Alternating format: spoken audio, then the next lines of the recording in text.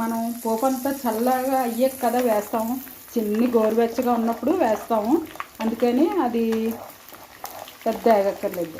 చూడండి, ఇప్పుడు కరివేపాకు ఎండుమిరపకాయలు కూడా వేసేస్తుంది.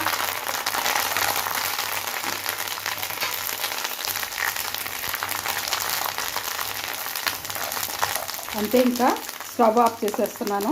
ఇక్కడ పోపు అయిపోయింది. ఈ ప్రక్కనేమో మనకి చింతపండు గుజ్జు ఉడుకుతుంది. ఇది ఇంకా చల్లారాక మనం కలుపుకోవడమే. ఓకే, ఆపేస్తున్నాను. చూడండి, ఇక్కడ చింతపండు గుజ్జు ఉడుకుతుంది. ఇంకా కొంచెం ఉడికితే మనం స్టవ్ ఆఫ్ చేసేసుకోవచ్చు. ఆఫ్ చేసేసుకొని మొత్తం అన్ని ఇంగ్రీడియంట్స్ కలిపి మనం పచ్చడి కలిపేసుకోవచ్చు. చూడండి, ఇందులో నేను ఇది మీకు వేసానో లేదో చూపించి మర్చిపోయాను. వెల్లుల్లిపాయ ఉప్పు కలిపి మిక్సీ చేసి అది వేసాను, కారం వేసాను, తర్వాత ఆవాలు మెంతులు వేయించిన పౌడర్ వేసాను. ఇది ఇలా ఉండగా మనం ఇవి ఉడుకుతుంది కదా, ఆ ఉడికిన చింతపండు గుజ్జు తాలింపు చూడండి, చింతపండు గుజ్జు రెడీ అయిపోయింది. అది కూడా ఇందులో వేసి కలిపేస్తున్నాం.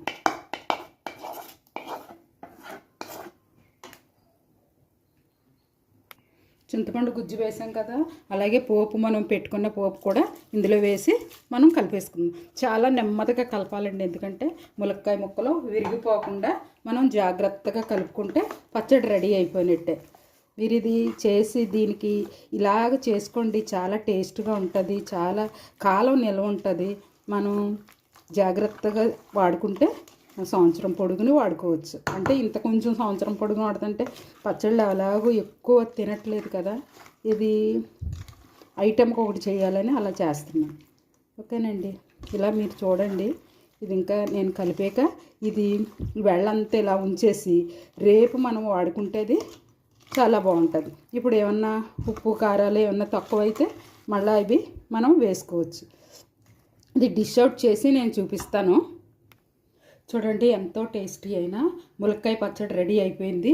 ఇలా మీరు చేసుకుని తినండి. నేను చాలా చిన్న చిన్ని పీసులే కట్ చేశాను, అది కరెక్ట్గా నోటికి సరిపోద్దని. ఇలా మీరు చేసుకోండి. మీరు చేసి తిని నాకు కామెంట్ రూపంలో తెలియజేయండి. ఓకేనండి, బాయ్. మరొక డిష్తో మళ్ళీ కలుసుకుందాం.